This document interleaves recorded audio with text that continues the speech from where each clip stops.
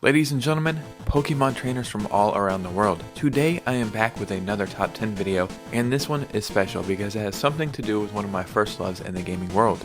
Today I will be telling you what I think are the top 10 Pokemon games of all time.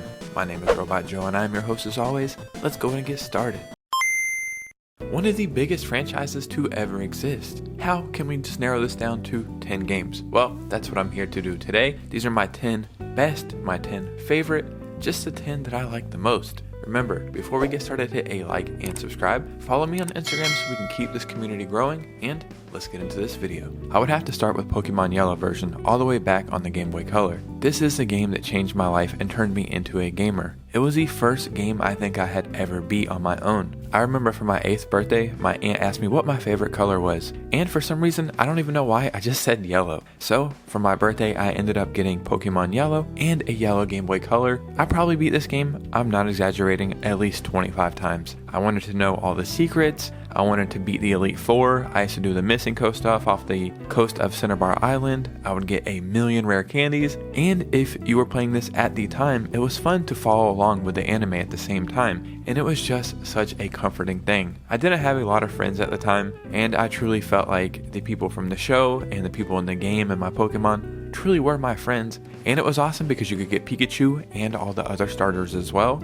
So, without a doubt, if I could only have one Pokemon game for the rest of my life, it would be Pokemon Yellow version. I would also have to say I love Gold and Silver. They were probably my second most favorite, but I would have to say Pokemon HeartGold and SoulSilver is the definitive version of these games. This just was such a massive adventure to take on. Like, if you were coming from Pokemon Yellow to HeartGold and SoulSilver, once you first beat the game and you realize there's a whole nother region to go explore, it just seemed unrealistic. Like, how could they put all this into this game? These are still my most favorite legendary Pokemon of all time, Ho-Oh and Lugia, and it felt magical at the time. Again, I would have to say, like, watching the anime and playing these games simultaneously together, it filled you with so much adventure, and I am kind of sad because I don't feel like the current Pokemon games and anime can give children now that same feeling, but maybe they can, who knows for sure. But I honestly don't think there's anything you could do to improve these games. They are perfect the exact way they are,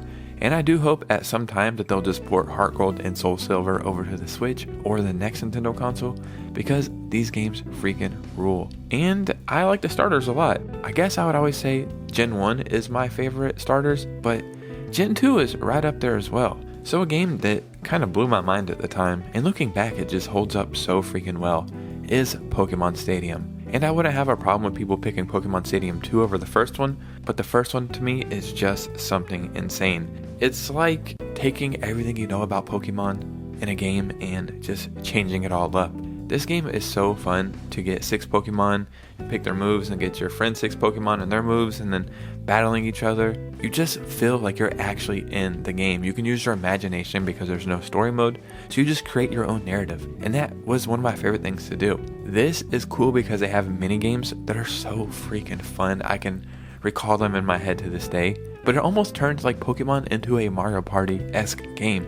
So you had the Pokemon Stadium thing, you could add on your Game Boy to this, or you could play mini games. I hope they remaster this game, or just make a new version of it and add the whatever 800 or 1000 Pokemon or however many there is now, because these games are really special, and I think the younger generation would really appreciate something like this. So a Pokemon game that kind of came out of nowhere, I think this was last year, and just truly surprised me, is Pokemon Legends Arceus. I am a huge fan of this game.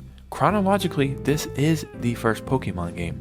This takes you back to the beginning and teaches you why you catch Pokemon. Even the Pokeballs are primitive, and it teaches you just the lore of the history of Pokemon, and I really love this game. One thing I don't normally do, admittingly, is try to catch every single Pokemon and fill up my Pokédex. I'm one of those people who will catch maybe 15 or 20 Pokemon in each game, and once I get that 6 that I really enjoy, that's it. That's just what I stick with. So I really liked how this game challenged you to catch a bunch of Pokemon to advance to the next area, and I just like the whole vibe of it. It just seems like ancient Japan, and the art style and just everything about it I really enjoyed. And you know, there was still battling there, but I like how they gave you new goals and a new direction to take it, and I was excited. Once I played this, I was like, okay, this is what the next Pokemon game is going to be like. And then we got Scarlet and Violet, which I did have fun playing, but there's no possible way they could make this list. Anyway, Pokemon Legends Arceus is a must play. So I like Pokemon Emerald, I really do. I think it's a lot of fun and it's on this list. And I like it so much that I'm actually currently playing it right now. These games are getting expensive. I think this one might be fake, I don't know, got it online. Yeah, Pokemon Emerald version it's just amazing, dude. There's no other way to say it. I absolutely love this game, and it seemed like for a while that the Pokemon games would just keep getting better and better, going from Generation 1 to Generation 2 to Generation 3. It just felt like they kept upping the ante and just making the games bigger and better. More went into them and more passion, and it just seemed like they really cared. And if I'm not mistaken, this might have been the first time where you could choose between being a boy and a girl. I think it might have been Gold and Silver, I can't remember, but I felt like they just truly gave you a lot more options in this game. I love Team Rocket, don't get me wrong, I do love Team Rocket, but my second favorite antagonist would have to be Team Magma and Team Aqua. And yeah, I just like this whole generation. It's a lot of fun. Even playing it now, I love the colors, I love the graphics. I think this is probably one of the greatest Pokemon games that hold up. This game could be released right now in the same state that it is, and it would be a hit because there's nothing wrong with it. It's absolutely perfect in my opinion, and I think everybody just needs to play this game. I truly do. I think critically, like, it wasn't that well received, like a lot of 6s out of 10s and 7s out of 10s, but I don't know what the hell people were playing because I absolutely think this game is amazing. So I have also been collecting Pokemon cards my entire life. I have a binder right here. See this? I absolutely love Pokemon. It's a big part of my gaming identity, my childhood, it's a big part of me. And a game that can kind of get overlooked if you weren't there at the time is Pokemon TCG on the Game Boy Color, or the Game Boy, I can't remember. But anyway, it's amazing. And now it's on Nintendo Switch Online, and you need to play it. It's basically the first 151 Pokemon cards, and you just play Pokemon TCG. If you're a fan of the TCG game, like the tabletop game, then there's nothing I can really tell you, but I have been playing Yu-Gi-Oh! And Pokemon since the start. I've collected the cards, I play all the games. I still play the Yu-Gi-Oh! Card games, but the Pokemon card game can often get overlooked. Normally people think of Pokemon cards, they just think strictly out of collecting them or selling them, but it's a lot of freaking fun. If I'm not mistaken, some of the main characters are so funny, like the names in this game. I believe your character's name is Mark, which is just like, hey Mark, what are you doing, or something. And then your rival, if I'm not mistaken, his name is Ronald. If your name is Ronald, I don't mean any disrespect at all, but it's just such a funny name, like, duh, there's my freaking rival again. That dang Ronald always one-upping me. But it just makes me think of Ronald McDonald or something, I don't know. Regardless, this game's a lot of fun. There's not really a lot for me to explain here, but it's very, very charming. It's really addicting. If you're a Pokemon fan, this is a must play. Everybody needs to play this game to appreciate the cards and what goes into this and how big it's actually got. So games that are so freaking expensive right now, and it's kind of unreal how expensive they are, but I guess because they are really good, is Pokemon Black and White 2. I think in the game it takes place 2 years after Pokemon Black and White, so it is a continuance, but it is a good one. There are changes that have taken place over the region, and more areas are now accessible, but I just think it's one of the best modern Pokemon games. And I'm saying modern, but this game was released like in 2012 or 2013, I think. There are rumors circulating right now that Pokemon Black and White and Pokemon Black and White 2 are going to be remastered, and I think that's great. I know some people are not fans of old stuff getting remastered all the time, but these games are so freaking expensive. I don't have $120 to go and buy this to replay it, but $60, I can part with that. And I actually think the starters are really, really good. Normally, I pick a fire starter, but this is the first games that I didn't pick fire. I would always pick Snivy, which is like a grass snake Pokemon, I think. And I would also pick Oshawott, which is water type. It's the first generation where I just didn't care about the little fire pig. He's cute, but I just didn't care. It would take me a whole video to explain all the stuff that goes into these games. I'm just here to tell you that they're some of my favorite, and they are some of the best, and that's why they are on this top 10 Pokemon games list. So play them if you can afford them. If you can afford to put a new mortgage on your home just to play these games, it's definitely worth it. So Pokemon games truly come in all shapes and sizes, all forms, from cards to games to even cell phones. Pokemon Go is in fact one of the greatest Pokemon games of all time. It truly is beyond fathomable. I don't even know if I said that word right, just because it's how crazy this game has become.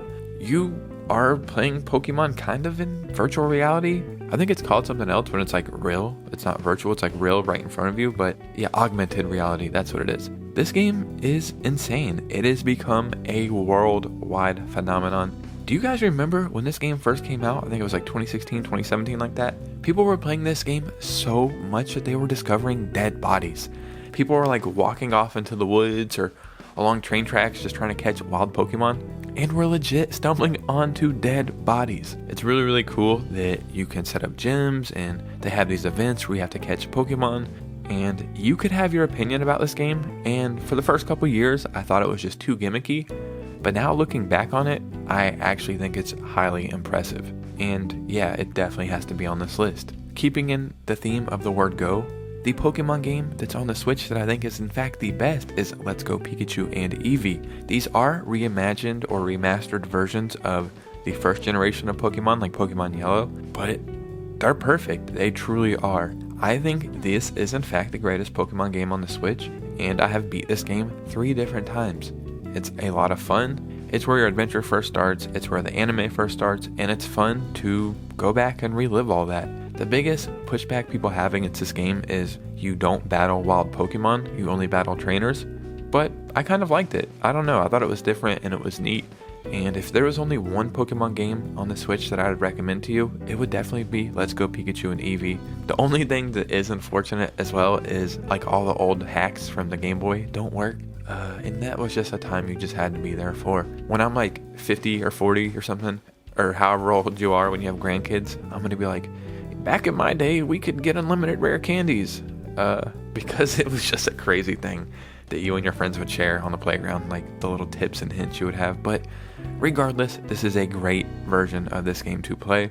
And yeah, I don't know if Game Freak made this game as well, because these were actually made really well. So I don't know what happened from that to Scarlet and Violet, but somebody over there might need a couple drug tests, because somebody over there has to be smoking crack for the way Pokemon games come out now. And lastly, I mean, there's so much to choose from, but I would have to pick Sun and Moon. One of my favorite things about Sun and Moon is the regional forms of Pokemon. Like, I like how Vulpix becomes ice. I think Sandshrew also becomes ice and steel, and it was the first time that I really enjoyed like seeing all the different Pokemon's types and really exploring all the different options. And it's crazy to see like how much these games sold compared to how much the Switch games have sold. Like in the first week, I think these games sold around like 1 to 1.5 million copies, and then now in like the first day for Scarlet and Violet, they sold like 10 million copies or something crazy like that. And this is when you were still getting quality. I really, really like the story of this game as well.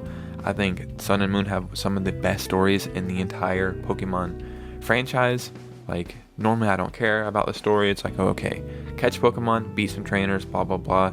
But the story here is actually really, really good. I know the 3DS isn't that old. You would expect these games to be a lot more expensive than they are, but you can often find these games used for like $15 to $20 to $25 in the box, which is mind-blowing for me for a Pokemon game. These are other games that I would need entire videos to explain like why they're so good and all the stuff that goes into them. Looking at the top 10, I needed some games to top off this list, and I couldn't think of better games for this entry. Ladies and gentlemen, there was the top 10 Pokemon games of all time, in my opinion. And that's what's so special about this, because this is my opinion, yours will be different. So in the comments below, please let me know your favorite Pokemon games. I would seriously love to hear from you guys. Also, what is your favorite Pokemon? Mine fluctuates. Sometimes it's Charmander, sometimes it's Mew, and sometimes it's Snorlax. I know, I'm kind of basic Gen 1 stuff, but it's what I like. And remember, if you guys enjoy gaming news, gaming stories, and Nintendo Switch content, then you're in the right place. So hit a like and subscribe, and follow me on Instagram if you can, because the community is growing and it's beautiful, and you guys are amazing. You guys know me, I'll see you soon with a new video. Peace out.